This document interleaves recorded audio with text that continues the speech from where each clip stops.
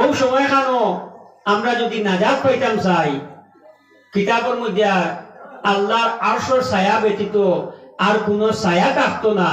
সেই দিন তিন গুলো মানুষরে মহান আল্লাহ পাক রব্বুল আলামিনে আরশে আযীমের ছায়ার নিচে আপনার জায়গা দিবা। এই তিন গুলো মানুষ আমরা জানতাম নি। আপনারা একটু হাত তুলিয়া হোক, গুমর বাবা ইজার বুধ ভাইয়া খারা খারা আজি এখন তিন গুলো মানুষে আল্লাহ আরশে আযীমের ছায়ার নিচে জায়গা পাইবা। মাশাআল্লাহ, তিন গুলো মানুষে আল্লাহ আরশে আযীমের ছায়ার নিচে জায়গা পাইবা। প্রথম গুলো এটা লাগিয়া আপনার যে মানুষে যে মুসলমানে আরেক মুসলমানের একটা দুঃখ কষ্টের মধ্যে আপনার গিয়া সাথ দিলা, টাকা পয়সা দিয়া যান মাল দিয়া যদি পারেন না, কথার মাধ্যমেও যদি এক মুসলমানে আরেক মুসলমানের আপনার সামনে গিয়া শান্তিময় একটা শব্দ হইয়া যদি আপনার টেনশনে দূর করিয়া দিতে পারেন, তাহলে ওই ব্যক্তি কিয়ামতের দিন আল্লাহ আরশে আযীমের ছায়ার নিচে আল্লাহ স্থান দিবা। সুবহানাল্লাহ।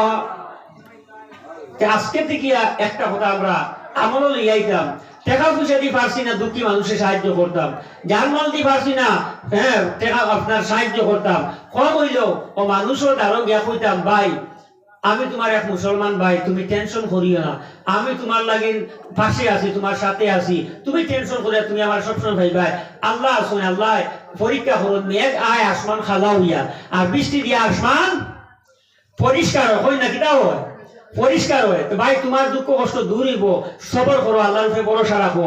ওই রকম কথা হইয়া যদি আমরা একটা শান্তি দিলাইতাম পারি, এই শান্তিটা আমরা লাগি সৎকা হইয়া থাকবো। বুঝ পাইছেন?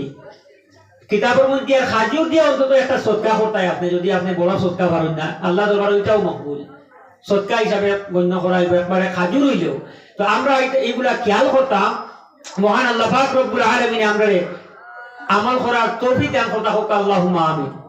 দুই নম্বর গুলো মানুষ থাকলা গিয়া ওয়ামান আহইয়া সুন্নতি, আর যে মানুষে আমার সুন্নতরে জীবিত করলো। ধরিয়া নেই মিসওয়াক করা নবীর এক সুন্নতি না, আমরা থেকে এগুলা মিটি যাবি না আছে নি? এখন 100-এর মধ্যে 95% মানুষের মিসওয়াক করা বাদ দিলে এটা দেখা যায় না। কিন্তু মিসওয়াক করার এত ফায়দা, ঠান্ডার দিন উজু গোসল করিয়া ফজর নামাজ পড়িতরা, জোহর আসর মাগরিব এশা পড়িতরা, মাশাআল্লাহ আলহামদুলিল্লাহ। কিন্তু আপনি নামাজ পড়িতরা পড়িলে দরিয়া নিন আল্লাহ আপনার এক ওয়াক্তের নামাজও আপনার জোহর ফরজ নামাজের সওয়াব দিলা 100। কিন্তু আপনি যদি মিসওয়াক কাঁদা আগে উজু আগে মিসওয়াক করিয়া নামাজ পড়ুন, 70 গুণ আল্লাহ নামাজের সওয়াব বাড়াই দেন। হই না সুবহানাল্লাহ। একটা সুন্নত রয়ে দিয়ে আপনি জীবিত রাখুন। আসলের সুন্নতগুলা আমরা পড়িতাম পারি না, আমরা পড়িতাম। এই রকমের অনেক সুন্নত আছে যেগুলা বুঝে দেখা যায় যে আস্তে আস্তে আপনার বিলুপ্ত হয়ে যায়। দস্তার বিষয়ে খাওয়া, চেয়ার টেবিল না বসিয়া বিছনার মধ্যে বা আপনার সাজাইয়ের মধ্যে বইয়া দস্তার দিয়ে খাওয়া, এটা আমরা থেকে আস্তে আস্তে বিলুপ্ত হওয়ার নিয়ে না ওই যায়। ওগুলা যদি আপনি জীবিত করার আবার পুনরাভাবে আবার যদি ওখানে আবার সমাজে তুলিয়া ধরার চেষ্টা করুন, তাহলে হইতরা একটা সুন্নত যদি আপনি কিতা হন চিন্তা করার চেষ্টা হন, তাহলে আরশে আযীমের ছায়ার নিচে আপনি স্থান পাইবা। বুঝ পাইছেন?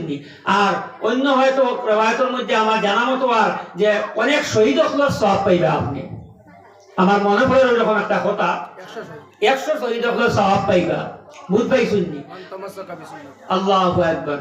এখন আমার বাবার ভাইরা 3 নম্বর গুলো খারা ও মায়ান নবী হাদিস শরীফের মধ্যে ফরমান ওমান আকসার সালাতি আলাইয়া, যে মানুষে আমার উপরে বেশি বেশি করিয়া দুরূদ শরীফ পড়িবা, কাল কিয়ামতের দিন ওই গুলো মানুষ আল্লাহ আরশে আযীমের ছায়া ব্যতীত যেদিন কোনো ছায়া থাকতো না, ওই দিন যারা বেশি বেশি করিয়া আল্লাহর প্যারা হাবিব এই জগতের নবী নবী হলেন নবী যার ওই নাম আহমদে মুস্তাফা নবী মুর্তজা জনাবে মুহাম্মদুর রাসূলুল্লাহ সাল্লাল্লাহু তাআলা আলাইহি ওয়া সাল্লামের উপরে বেশি বেশি করিয়া দুরূদ শরীফ পড়িবা, ওই গুলো মানুষ আল্লাহর আরশে আযীমের ছায়ার নিচে আপনার স্থান পাইবা।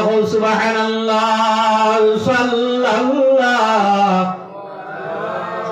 محمد صلى الله عليه وسلم صلى الله على محمد صلى الله عليه وسلم